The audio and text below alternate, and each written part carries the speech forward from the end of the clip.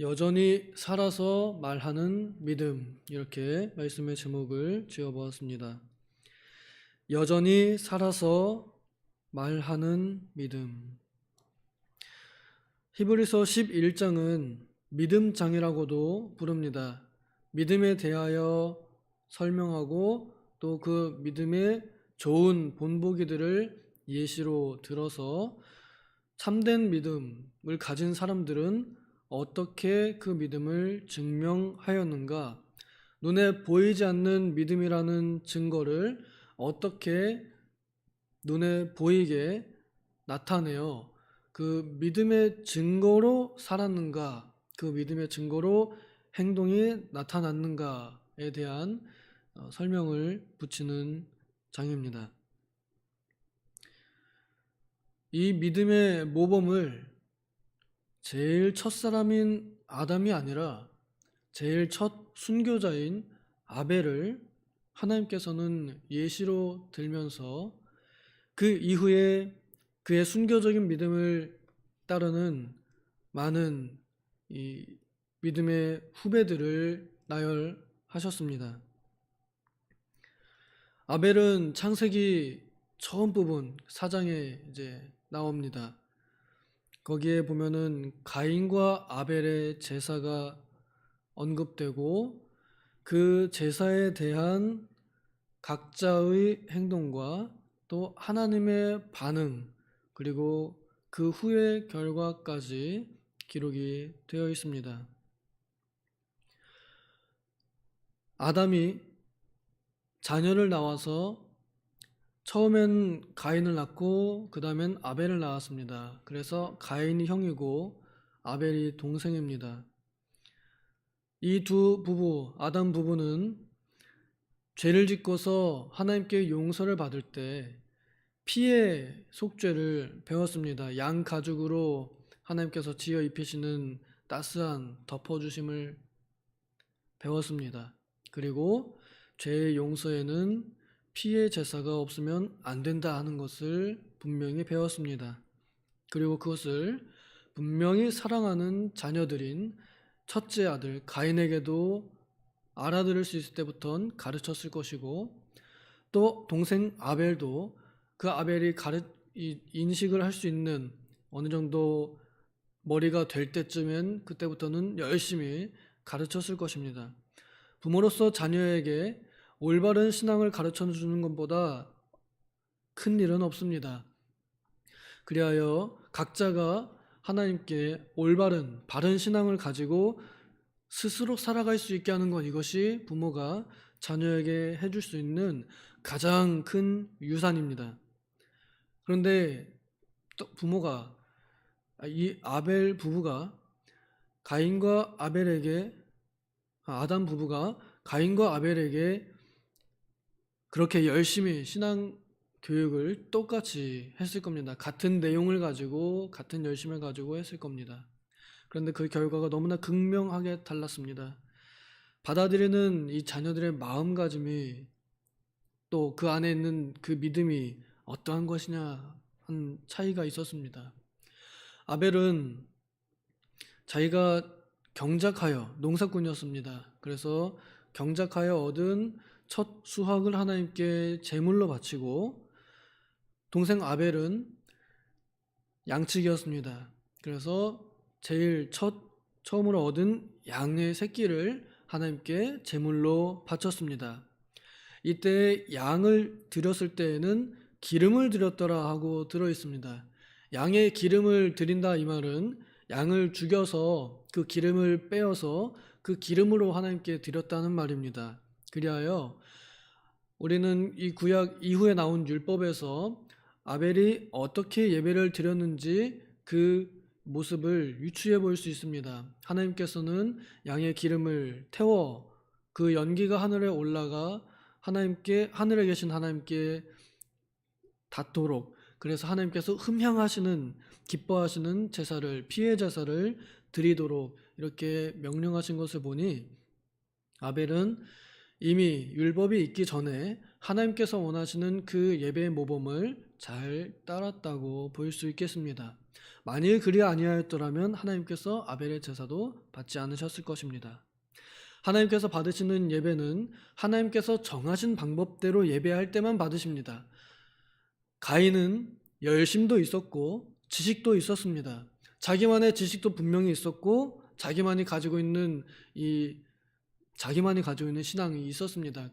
자기가 믿기에는 하나님께서는 피의 제사 없이도 열심만 가지고서 예배드리면 받으실 것이다 라는 믿음을 가지고 있었을 것입니다. 이것은 그의 부모에게 배운 신앙이 아닙니다.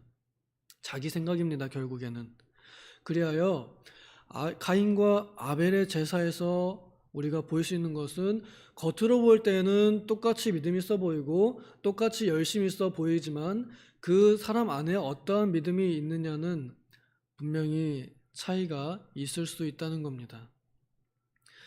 가인이 드린 예물도 그 양이나 질에 있어서는 동생 아벨이 드린 양의 첫 새끼와 다르지 않게 최상급으로 드렸을지 모릅니다. 아마 그랬을 겁니다. 최선을 다해서 드렸는데 거절당해서 하나님께 매우 실망하고 그랬던 것 같습니다. 반대로 아벨은 양을 드려서 부모에게서 배운 좋은 신앙, 이것은 피의 속죄를 믿는 신앙입니다. 곧 앞으로 오실 하나님의 어린 양 되신 그리스도께서 인류 죄인을 위하여 자신이 희생당함으로 자신이 가죽옷이 되어 죄인들의 죄를 덮어주실 메시아를 예표하는 의미를 가지고 있음을 알고 아벨은 그렇게 믿음으로 피의 제사를 드렸습니다. 그리하여 하나님께서는 눈에 보이게 극명하게 똑같은 예배자들에게 어떤 예배는 받으시고 어떤 예배는 받지 않으셨는가를 나타내 보이셨습니다. 물론 성경에는 어떻게 반응하셨다, 그것을 어떻게 받았는지 안 받았는지를 증명하셨다라고 써있지는 않습니다. 그러나 추측컨대 그냥 아마 가인의 제물인 곡식과 또 아벨의 제물인 양의 한쪽에만 불이 이렇게 내려와서 곡식은 태우지 않고 이 양의 기름만 이렇게 태우지 않았는가 추측하는 사람들이 있습니다. 분명한 건 이 예배하는 두 사람이 어느 예배를 하나님께서 받으셨는지를 본인들이 극명하게 깨달을 수 있도록 하나님께서 그 예배에 대하여 반응을 하셨다는 것입니다. 그래서 아벨은 하나님께서 예배를 받으신 것, 아벨 자신과 아벨의 피의 제사를 받으신 것을 분명히 알고 기쁨으로 그 예배에 참여했고, 가인은 그 예배가, 자기의 예배가 받아들여지지 않음을 확인했습니다. 그러면 정말로 믿음 있는 사람이고 정말로 회개가 있는 사람, 회개할 줄 아는 사람이면 다시 가서 곡식을 주고 동생에게 양을 사서 그 양으로 제사를 드렸어야 했을 것입니다. 멍청이가 아니고서는 곡식 제사는 안 받으시는구나, 피의 제사를 받으시는구나, 그럼 내가 잘못했구나, 뉘우치는 마음으로 가서 아벨에게 양을 사서 그 양으로 예배를 드려야 되는데 오히려 시기함으로 교만함으로 그 아우 동생을 때려 죽였습니다. 이것을 보면 참된 믿음을 가진 사람, 그리고 참된 믿음을 갖지 않은 사람이 극명하게 드러납니다. 아벨은 형에게 맞아 죽을 때 결국 맞아 죽었습니다. 이것은 그 죽음을 기꺼이 받아들였다는 말이고요. 또 살기 위해서, 그러니까 살인을 하지 않으려고 하는 참된 믿음을 가진 사람이란 말입니다. 참된 믿음을 가진 순교자들은 정말로 그리하였습니다. 박해자들이 그들을 죽일 때에 그들을 원망하거나 그들을 미워하기보다 그 죽음을 기꺼이 받아들였습니다. 그리스도께서 그의 죽음을 순순히 받아들이신 것처럼, 오히려 순순히 자기의 것을 내려놓으신 것처럼 아벨도 그의 의지를 내려놓아서 하나님께 의탁하며 맞아 죽어갔던 것 같습니다. 그리하여 하나님께서는 이러한 참된 믿음을 증언한, 삶으로 증언한 이 아벨을 들어서 처음으로 믿음의 모범은 이러하다라고 제시를 해 주시는 것 같습니다. 아벨은 피의 제사를 분명히 알았고 배웠습니다. 그의 지식과 그의 믿음이 함께 합력하여 참된 예배를 만들어내었습니다. 이것은 그리스도를 믿는 참된 믿음을 가진 이들만이 할 수 있는 예배입니다. 하나님께서는 이러한 예배자들을 오늘도 찾으시고 언제나 받으십니다. 어디에 있든지 받으십니다. 그리하여 아벨은 비록 순교자로 죽음을 당하여 그 몸이 다시 흙으로 돌아갔고 그 핏소리가 땅에 남아서 하나님께 호소하였지만, 그러나 그 이후에 아벨의 이름을 아는 자들, 아벨의 믿음을 들은 자들, 또 아벨을 봤던 사람들은 참된 믿음을 가진 것이 어떤 삶인지를 분명히 배우게 되었습니다. 아벨은 몸은 죽었지만 그의 믿음은 여전히 살아서 참된 믿음을 가진 예배자는 이렇게 피의 제사를 이렇게 온유하게 자신을 하나님께 내어드리는 사람이라는 것을 교훈해 줍니다. 그리하여 죽었으나 여전히 그의 믿음이 우리에게도 참된 믿음의 생활을 가르쳐 줍니다. 참된 예배자로서의 삶을 가르쳐 줍니다. 이번에 소천하신 우리 이태영 집사님은 저에게 이러한 모범을 보여주셨었습니다. 그분이 다리가 불편하실 때 제가 이렇게 차 운행하면서 모셔다 드렸거든요. 항상 그 차에 오르고 내리시는 것을 굉장히 힘들게 했었습니다. 힘들게 내리시고 힘들게 올라타셨습니다. 그럼에도 불구하고 또 그 집의 계단도 높잖아요. 그럼에도 불구하고 그 계단이나 그 높이도 전혀 아랑곳하지 않고 불편하지만 그러나 아랑곳하지 않고 할 수 있는 만큼 최선을 다해서 예배하는 삶을 사셨습니다. 또 이제 더 이상 걸으실 수 없을 때, 그 침상에 누워 계실 때에도 또 앉아 계실 때에도 항상 신방을 가면 예배하셨습니다. 또 우리 목사님께서 증언하셨듯이 천국 갈 준비가 되었느냐, 예수를 자신의 대속자로 구원자로 믿느냐 하는 질문에 정말 주저함 없이 예 하셨습니다. 제가 그걸 보고 깜짝 놀랐었습니다. 보통 그렇게 질문하면 어느 정도 좀 생각을 해보거나 혹은 너무 겸손하셔서 말로는 이제 제가 어떻게 뭐 자신이 없습니다 이렇게 하는 경우도 있는데, 우리 이태영 집사님 예 하고 정말로 이 천국과 믿음에 대한 확신을 가지고 대답해 주시며 우리에게 정말 믿음을 가진 사람이 어떻게 그 침상에서도 마지막까지 하나님께 확신에 찬 믿음의 예배를 드릴 수 있는가를 보여주셨습니다. 그리하여 그 몸은 흙이 되셨지만 여전히 그 믿음은 우리에게 살아서 교훈을 줍니다. 이렇게 예배해야 한다. 이렇게 예배자로 살아야 한다. 몸이 불편하다는 것을 핑계하지 말아라. 그리고 또 그 믿음을 보여주셨기에 분명히 천국에 가셔서 하나님 품에 안겨 계심을 우리에게 알게 하심으로 우리가 그 믿음을 생각할 때에 그래도 위로를 받습니다.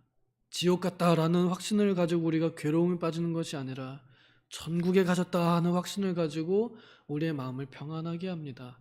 그리하여 내 개인의 믿음이 다른 이들에게 좋은 교훈과 또 위로가 된다는 교훈을 저는 이번 장례식에서 배웠습니다. 그러므로 우리의 믿음이 흔들리지 않도록 끝까지 붙잡는 것이 오늘 살아남은 이들에게 주어진 과제일 것입니다. 그리하여 나의 믿음을 내가 어떻게 하나님께 대한 진실한 믿음을 행위로 예배로 나타내 보였는지를 기억하는 모든 이들이 또한 내가 그렇게 믿고 또 하나님을 섬겼던 그 모범을 그들도 따르고 그들도 나로 인하여 또 우리의 믿음을 확인하며 위로를 받게 되리라 확신합니다. 부디 우리의 믿음을 통하여 우리의 후배들과 우리의 이웃들이 또 우리의 식구들이 위로를 받기까지 여전히 살아서 말하는, 여전히 살아서 역사하는 믿음을 가진, 영원한 믿음을 가진 우리 모든 도봉교회 식구들 되기를 소망합니다. 기도하겠습니다.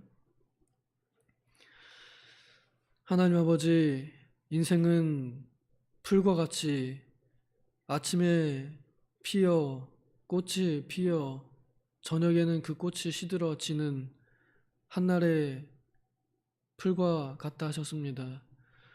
그러나 그 연약한 몸에 믿음이 있을 때에는 그 사람은 죽어도 살겠고 영원히 사는 존재가 되어 그의 믿음으로 여전히 남겨져 있는 자들에게 교훈을 주며 믿음의 본을 남겨놓을 수 있는 기회를 우리 인생에 단 한 번 주셨습니다.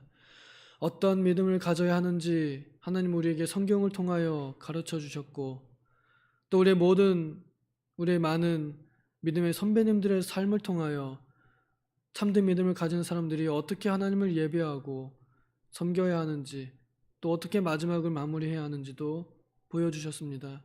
주님, 이제 우리가 배웠으니 또한 우리도 우리의 믿음으로 우리 남겨질 이들에게 본이 될 수 있는 사람들이 되게 하여 주시옵소서.